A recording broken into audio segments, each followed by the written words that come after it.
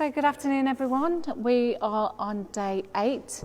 We're on Thursday the 18th of June, and today I'm going to tell a story about this shop here and a lovely story concerning Duncan and the love that people felt for him. It's a little known story, but I did think it was really an important part of the story of Duncan and the love that was felt for him. So we are in the Fountain Arcade, which is the oldest arcade in Dudley. It was built in 1925 and it is on the corner of Tower Street in Dudley. Tower Street is the oldest street here and allegedly the most haunted. It is the first day that I've been doing these lives where the rain has caught up with us, but thankfully we are indoors today, so that was quite well planned. Just around that corner there is the Saracen's Head. That's run by our great friend and supporter Paul Watton, who's a huge Manchester United fan. And there's a mural to Duncan in there that he had painted especially. So when you do come to Duncan, do go and have a look and say hello to Paul. So, sorry, thank you. So I will tell you this story, which I do think is rather lovely. As we're going up there, you can see the barriers that's been put in place for social distancing. So it has quite a different look, obviously, to when it was built in 1925. And people obviously have huge problems knowing their left and their right as well, bless them. Anyway, at the time when Duncan died, there was only really one main florist here in Dudley, and it was this shop, and it was Harper's. And it was Harper's for many, many years, and it's still known as Harper's, even though it's now, as you can see, called Elizabeth Lorraine. It's run by a lovely lady called Paula. And Paula also owns the cafe just up there that we're going to pass. And she's been doing great work in our community, delivering food to people that can't get out. But this was the only real florist in Dudley at the time. And in 1958, they were the first shop in the entire area to introduce a new service called Interflora. Now, Interflora is known all over the place now, but at the time it was a really new idea of being able to send flowers anywhere in the world. Now, we regularly go to Duncan's grave at the Queen's Cross Cemetery, but twice a year we take flowers to his statue in the marketplace, where we will end up in a few minutes. That's always the 21st of February, because even though the plane crash happened on the 6th and he lost so many of his dear friends, and we do recognise the rest of the other babes and we love and cherish them too, I always acknowledge the fact that Duncan fought for 15 days. So my flowers doesn't go on Duncan's statue until the 21st. And then on the 1st of October, which of course is Duncan's birthday.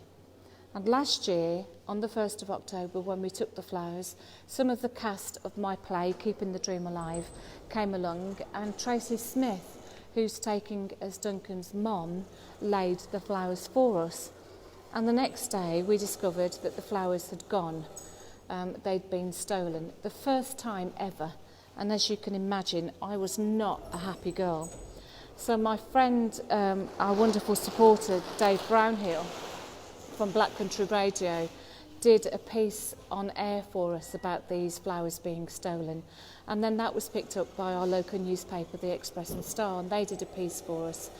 And as always, because they are just lovely people, Paula and her team here at Elizabeth Lorraine, the old Harper's flower shop, renewed the flowers for us and replaced them. And that is just a reflection on how lovely she is and the depth of feeling there is in the town for Duncan. We never found out who stole the flowers, which I have to say is really good for their health and welfare, because I would not have been happy with them if we did find out who'd done it. But that led to a lady contacting me with a wonderful story about Harper's. As I said, it was the first company that used Interflora, and they were inundated with requests for floral tributes to Duncan. And the day before the funeral, it was a shop that was considerably smaller than what it is now. They had to employ more staff to get all of the wreaths and floral tributes ready. And there were so many of them that they had to stack them up outside.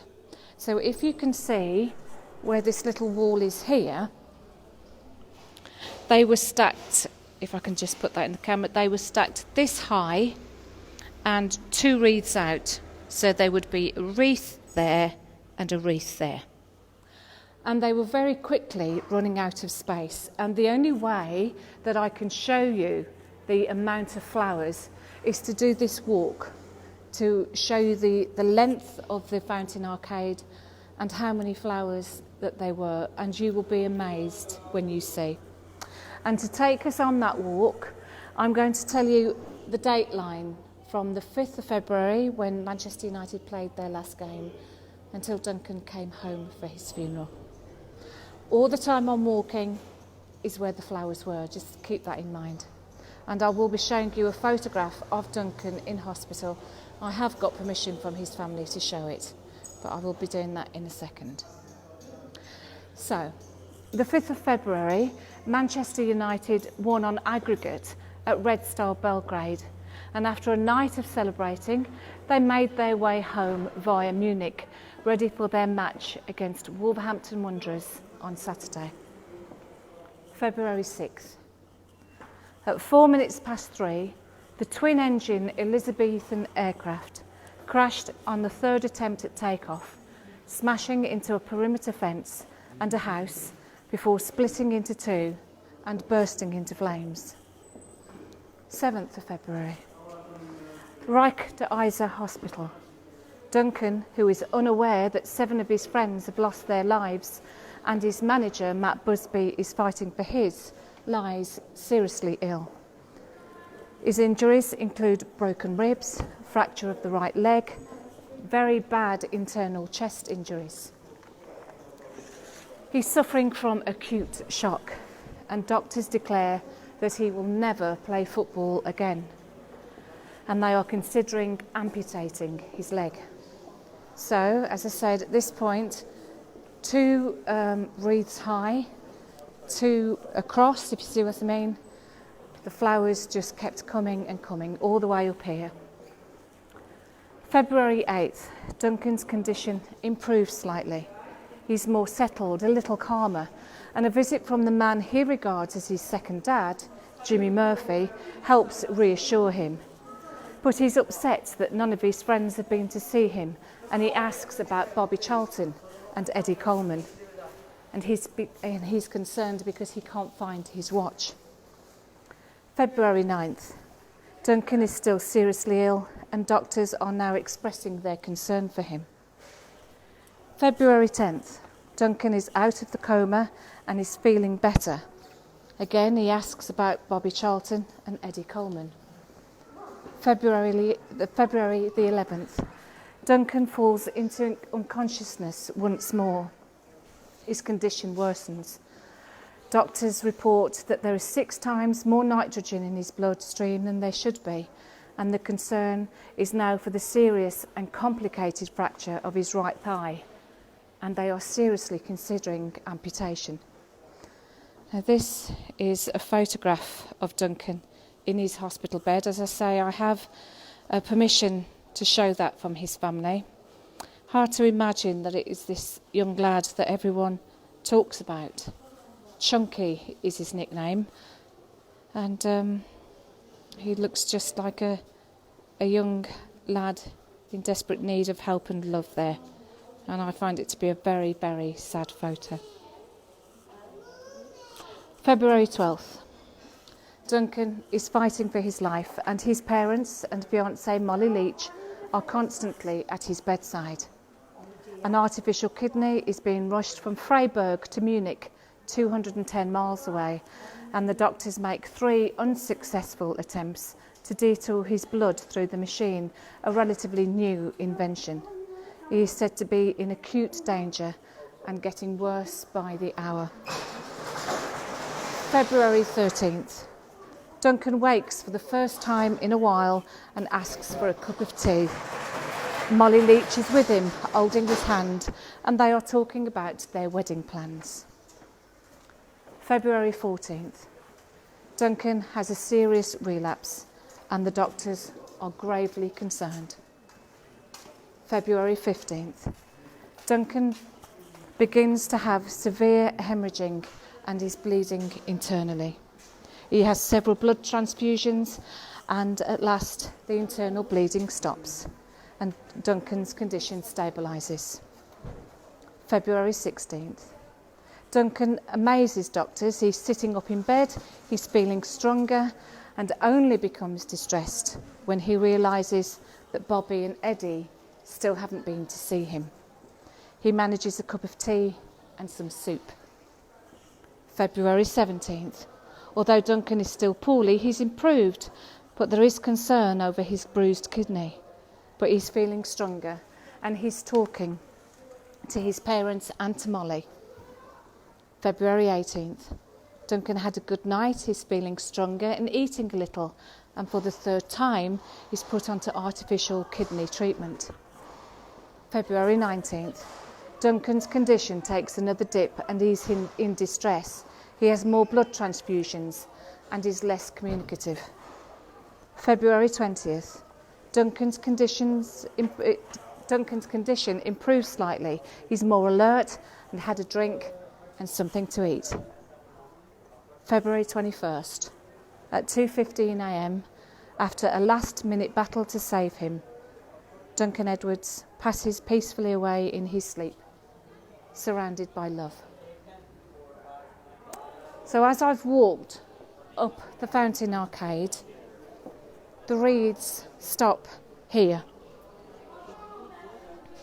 There are so many of them, so that's where we've walked, that it took 8 hearses to take the flowers to the cemetery. And that was the amount of love and respect that people had for Duncan and how many people wanted to say in words and in flowers how much he meant to them. February the 22nd, Manchester United play a home game against Nottingham Forest. The result seems irrelevant because in the stands there are people mourning the 8th babe that has lost his life. And in Germany, Duncan's body is being prepared for his final journey home. And on February the 26th, Dudley mourns as Duncan is laid to rest. Now, that is a little known story about a simple little florist shop in Dudley. But the lady that contacted me said that it had a profound effect on her mum because she had to write the cards for those flowers, and the last card that was written was a card to Mrs. Edwards from her that said, "To Mrs. Edwards, your son was loved." And my goodness, wasn't he just?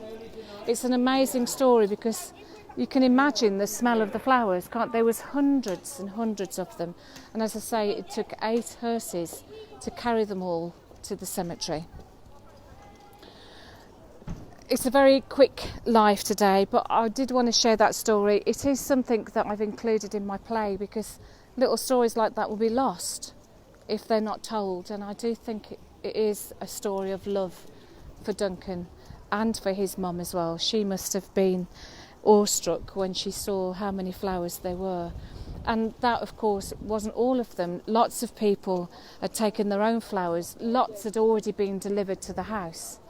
So you can only imagine the smell that was in that Fountain Arcade. And it was a story that stuck with her all those years. And every time she passed the entrance, it took her back to when that small arcade in Dudley was filled with flowers and love.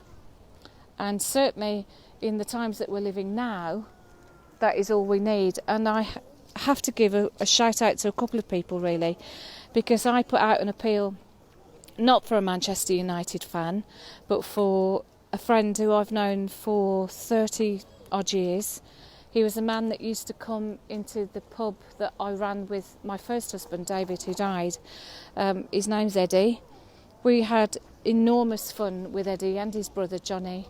Johnny was our best man at our wedding, and Eddie is in the last days of his life. He's a huge West Bromwich Albion fan, especially of Jeff Astle, and we put out an appeal for a shirt and was inundated with love from people. I have to say a huge thank you to Pete Cashmore, who's a big supporter of the foundation and of the work that I do, and to Teresa and Louise Johnson, and a remarkable young lad from our area, and to Sally Ann from Russell Hospital, who's just small acts of kindness means a whole bunch of love for a man who's dying.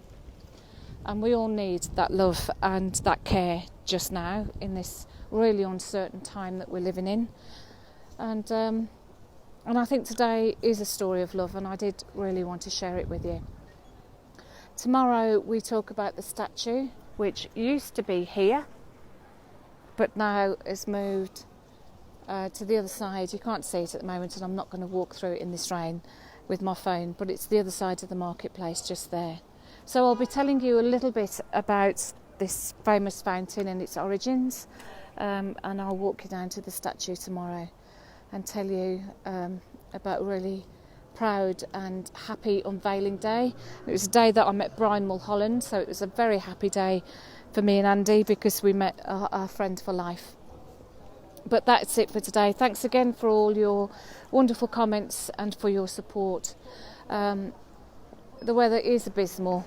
It makes things 10 times worse when it's raining. But please keep being kind to each other, looking after yourself. Please remember to socially distance, to wash your hands, to keep safe. And I'll speak to you tomorrow, 1 o'clock. Thanks for watching. Bye-bye.